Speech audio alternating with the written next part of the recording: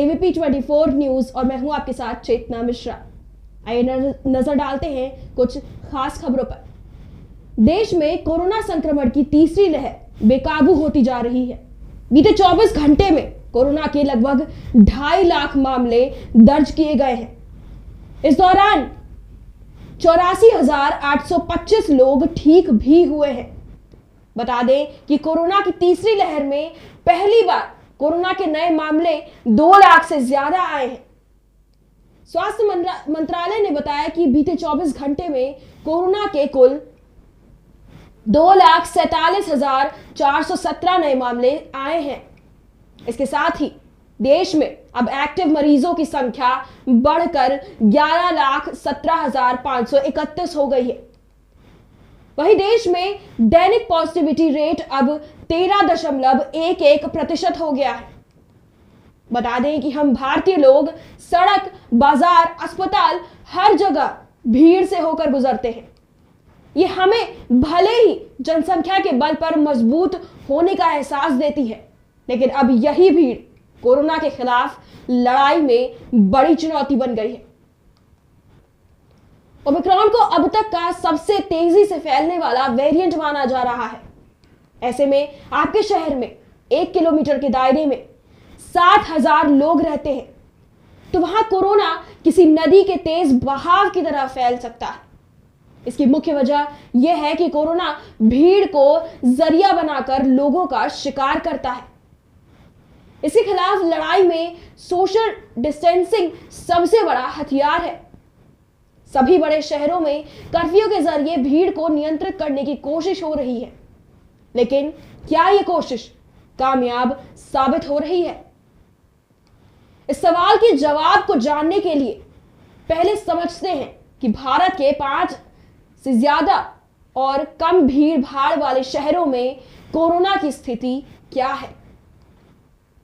भारत में सबसे ज्यादा भीड़ भाड़ वाले 5 शहरों में मुंबई, दिल्ली, बेंगलुरु, कोलकाता और चेन्नई शामिल है। तीसरी लहर के दौरान देश में 11 जनवरी 2022 को कोरोना के 1.94 लाख केस सामने आए हैं। इनमें से करीब 56,000 केस देश के 5 सबसे ज्यादा जनसंख्या वाले शहरों में सामने आए हैं। 11 जनवरी को दिल्ली में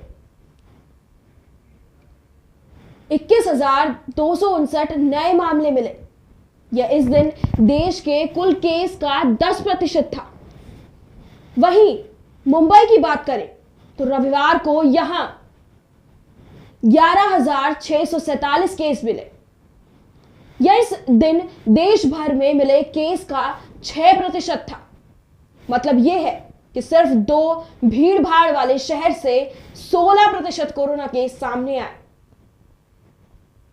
ऐसे में इन 5 शहर में रहने वाले लोग अब भी नहीं सतर्क हुए तो कोरोना और ज्यादा तबाही ला सकता है। वर्ल्ड इकोनॉमी फोरम की 2017 की रिपोर्ट में मुंबई को ढाका के बाद दुनिया का दूसरा सबसे ज्यादा जनघनत्व वाला शहर बताया है। मुंबई में 1 किलोमीटर के दायरे में औसत 31.7 हजार लोग रहते हैं।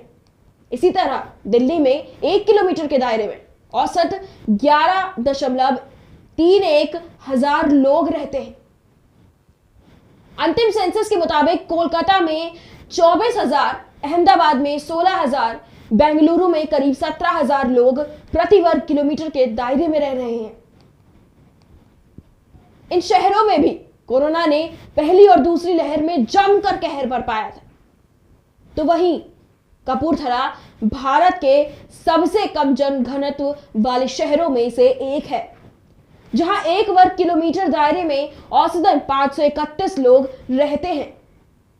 कम भीड़ होने के चलते कपूरथला में सिर्फ 0.04% कोरोना के मामले सामने आए, जबकि मुंबई में रहने वाले 6% से ज्यादा लोग सरकारी आंकड़े में संक्रमित हो चुके हैं।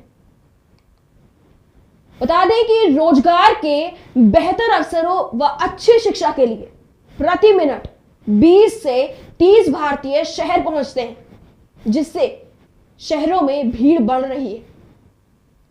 देश की कुल जनसंख्या के 6% लोग 6 बड़े शहरों में रहते हैं। यही वजह है कि इन शहरों में कम जगह में ज्यादा लोग रहने को मजबूर हैं। जबकि कोरोना से निपटने के लिए WHO की गाइडलाइन कहती है कि सोशल डिस्टेंसिंग के लिए दूसरे इंसान से 2 मीटर की दूरी बनाए रखना जरूरी है। पहली और दूसरी लहर में हमने देखा कि भीड़ को सही समय पर नियंत्रित नहीं किया जाए तो महामारी को काबू करना नामुमकिन हो जाता है। पहली और दूसरी लहर के दौरान बिना किसी मजबूत योजना के लॉकडाउन लगाया गया तो अचानक से प्रवासियों की भीड़ अपने घरों की तरफ लौटने लगी। किसी ने सोशल डिस्टेंसिंग का पालन इस दौरान नहीं किया। यही भीड़ कोरोना संक्रमण को गांव की ओर लेकर गई।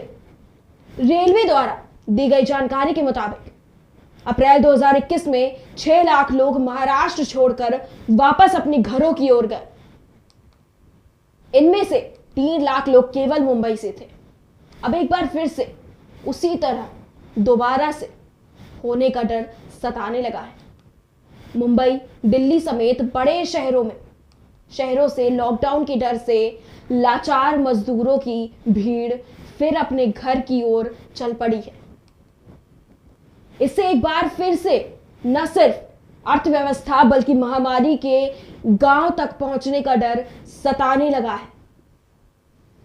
कोरोना महामारी को फैलने में अक्सर जनसंख्या पर ठीकरा फोड़ा जाता है, जबकि इसमें प्रशासन की कमजोर व्यवस्था और बुनियादी सुविधाओं का अभाव भी अहम भूमिका निभाता है। शहर के मॉल और रेस्टोरेंट को आधी कैपेसिटी के साथ चलाने के निर्देश जारी हुए तो बाहर भीड़ इतनी हुई कि धक्का मुक्की की नौबत आ गई। ऐसे में पाबंदियों का कोई मतलब ही नहीं रहा। दिल्ली में जब मेट्रो और बसों को आधी कैपेसिटी से चलाने का फैसला हुआ तो स्टेशनों और बस स्टैंड पर भारी भीड़ जमा हो गई। इसे संभालने के लिए वहां उचित संख्या में सुरक्षा कर्मी नहीं दिखे। 2013 में संयुक्त राष्ट्र ने 71 देशों की स्टडी की थी।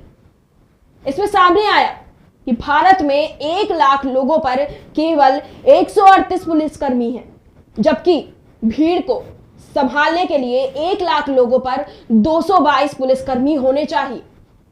न केवल यूएन बल्कि राष्ट्रीय पुलिस ब्यूरो भी 1 लाख लोगों पर 176 पुलिसकर्मी होने की सिफारिश करता है। आपको बता दें कि ज्यादा जनसंख्या होने के बावजूद भी चीन में कोरोना ने भारत और अमेरिका से कम हाहाकार मचाया है।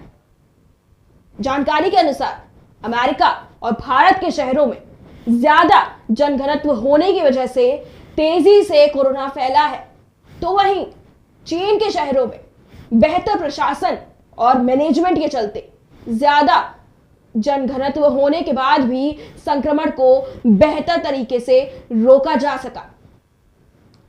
रिपोर्ट में इसकी वजह चीन में स्वास्थ्य सुविधाओं का सही होना और भीड़ को सही से मैनेज करना बताया गया है।